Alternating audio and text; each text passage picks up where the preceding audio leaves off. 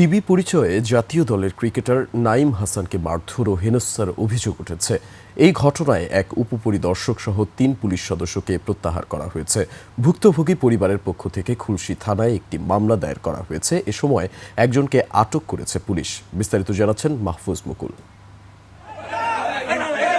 Dhaka premier লিগের খেলা শেষে চট্টগ্রামে ফিরছিলেন ক্রিকেটার নাইম হাসান। বিমানবন্দর থেকে অটোরিকশায় বাসায় ফিরছিলেন জাতীয় দলের এই স্পিনার।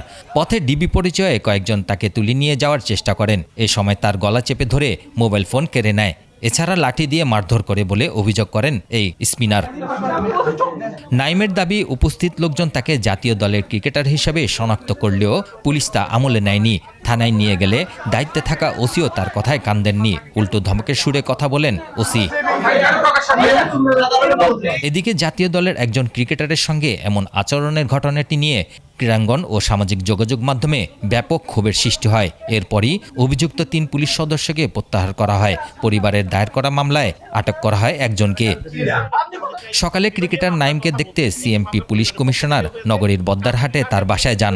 আশ্বস্ত করেন ন্যায় বিচারের। যারা টিমে ছিল সবার বিরুদ্ধেই হবে।